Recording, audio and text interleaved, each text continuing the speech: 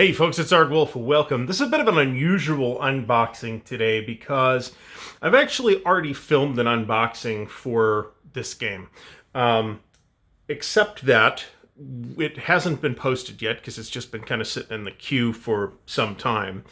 And it was a buddy's copy who ordered the big 4-pack of games from Operational Studies Group and said, hey, do you want to do unboxings of these? And I said, sure. And a couple of those got posted.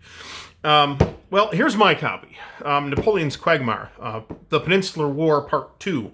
Part 1 is actually coming next year. This is part of the Library of Napoleonic Battles series from OSG, the Operational Studies Group, designer Kevin Zucker, who is kind of a legendary Napoleonics designer of the legendary, and to this day, still definitive for some folks, Napoleon's Last Battles. Well, this is pretty much the Napoleon's Last Battles system with a mild extra layer of chrome on top of it.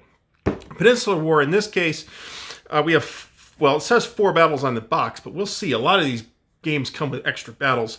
Medellin, Talavera, Almonacid, and Ocaña. So let's open her up and see what we get. Now we get 2 decks of cards. There's going to be a coalition side or Franco-Spanish or Anglo-Spanish side in this case, and Portuguese presumably, and a Napoleonic side for the Empire. Not sure exactly where the cutoff on these is, but the games now all come with the same 2 decks of cards. A little slip. This one was inspected by Caveman Andy. So we got some maps. Another nice thing, and you'll see this too, is that these games frequently featured games with with scenarios, individual battles that play out on a small map. This is Medellin, Don Benito here in the little town of Medellin, which I'm not sure if you can even see, but this is a half-size map. I really like this map style. I want to say Charlie Kibler is the map artist. That is, in fact, the case. I hope Charlie's doing well. I know he had a personal injury relatively recently. Here's Talavera. Here's Talavera.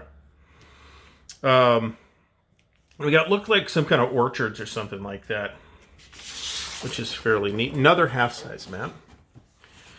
We have a full-size map for Almonacid, which I'm not going to lay out the whole thing because you're not going to be able to see it all in frame anyway. But here's Toledo. Not Toledo, Ohio. Toledo, Spain. And here is Ocaña, Spain's Darkest Hour, which is another full-size map. So what we got then is 2 full-size and 2 half-size maps for a total of 4 battles. Now, we have a series rulebook, which I should show first. And this is version 7.3.4, which I'm not sure if that's the latest version, but it's real close to the latest version. And this is a pretty nicely printed 24-page book. Not a hugely complicated game, full color. I'm not sure it's, getting full use out of full color, but it's full color. And it's a reasonably large print, not a particularly complicated game system. Suitable for beginners? Yeah, sure, as long as somebody at the table knows what they're doing, I think it's fine. All right, so this is the study folder, aka playbook, the campaign in Extremadura. And we have, what do we have for scenarios? Okay, yeah, as expected, we have Medellin, Talavera, the bonus battle of Aranjuez, Almonacid, Ocaña, and the campaign game. Now, the other thing is that very typically, there's a decent amount of game-specific rules here. Very typically in these games, there can be 2 different versions of each battle, where there's an approach to battle. So here's Medellin, for example. And the setup cards we'll get to. There'll be actual setup cards. So yeah, there's 2 different versions of this battle, Medellin. There's the day of battle, which is just the battle, and then approach to battle, which tends to start at the beginning of the day or the previous day or something like that, so that you can kind of control the movements of the armies into the battle area, which in some cases will produce a completely ahistorical result. Talavera, same deal. Aranjuez, looks like it's just day of battle for Aranjuez. Almonacid, We also have an Aranjuez Almonacid mini campaign and an approach to battle scenario. So there's 5 battles in here, but there's more scenarios than that. Ocaña gets an approach to battle scenario. There's, of course, the campaign game, and then some historical notes. These are usually really worth reading. Oh, very detailed, actually. Yeah, look at this. This is all historical notes. That's fantastic.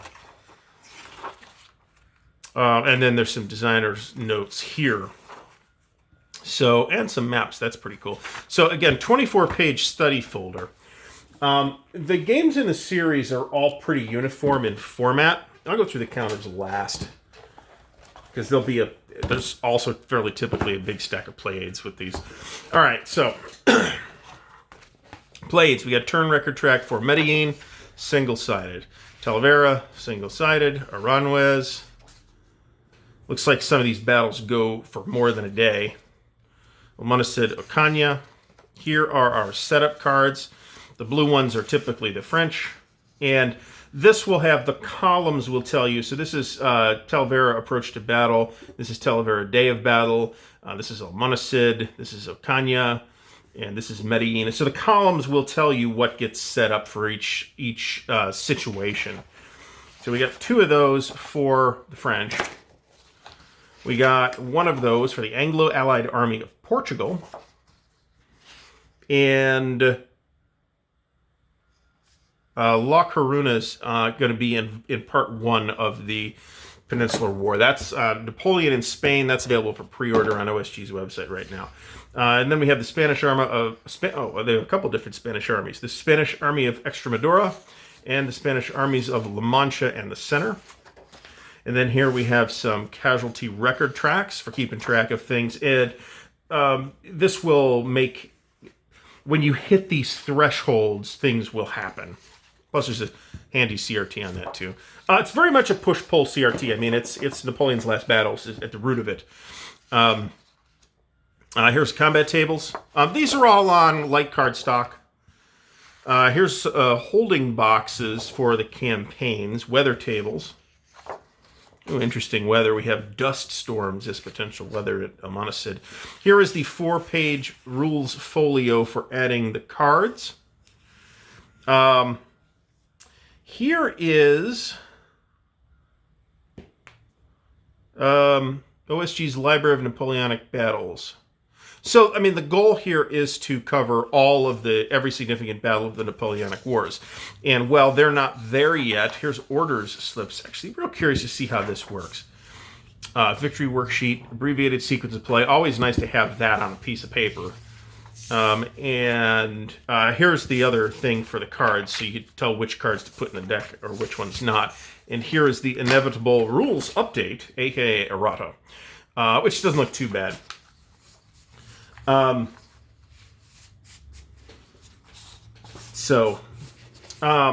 then let's take a look at the counters.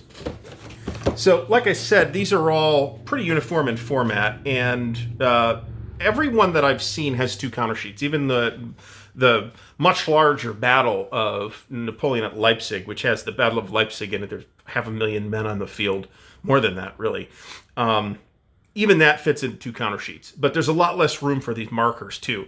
I'm not really sure what these are. Demoralization markers, apparently. So you're going to track things on the displays with these markers. And it looks like we have... That's very interesting. All right, so we have essentially one sheet of units here. So here's our French. Down here is the Army of Portugal with Wellesey. Here's the Spanish with our two army leaders, Cuesta and Venegas, and Arizaga. And then, of course, Soult. Napoleon himself, of course, is not actually in Spain at this exact time, and that's kind of why the Spanish are kind of kicking the French armies around. So what this looks like, actually, is that these demoralization markers are actually for the entire series, rather than for Napoleon's Quagmire specifically. That's interesting. I didn't expect that. Because we got some Swedes here. We got some Dutch here. There's no Dutch in this part of the conflict. We got some whole bunch of French. We got some British. We got a whole bunch of Russians.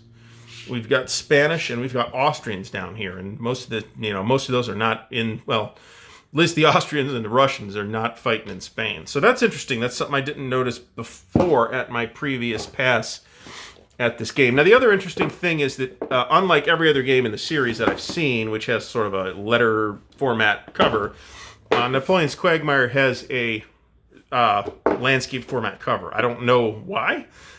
It's fine. I like the cover. It's a little hard to read from a distance, I would say, but it's an attractive cover. And of course, they do the cute little thing of putting the title in French on one side, Le Barbier de Napoleon. So that's actually, I think, fairly cool. And the way I orient my games on the shelf, the French titles actually show. I'll post some pictures on the social media about that. So I've got one more OSG title unboxing coming. That's of Napoleon against Russia. So stay tuned for that. It will be hitting the channel at some point. In the meantime, thanks for watching my second attempt at the Napoleon's Quagmire unboxing. First attempt sat around so long it never actually got posted. Very much interested in this series. It's, I think, the right level of detail for this subject for me. I have always been very resistant into like Labatt, which there's a significant local population that's into Labatt. It's just too much for me for the topic, right? I'm interested in the topic. I'm interested in the topic enough to have multiple games on the topic. I don't want to deal with Labatt and the headaches that ensues from dealing with Labatt. So, Library of Napoleonic Battles, it is for me. So, thanks for watching. If you've enjoyed the video, please give it a thumbs up. Please don't forget to subscribe to the channel. Hit the bell icon to get notified when new content comes out. And if you'd like to support Ardwulf's Lair, please share the video around, or alternatively, you can check out the Patreon, which is linked in the video description. Till next time, happy wargaming.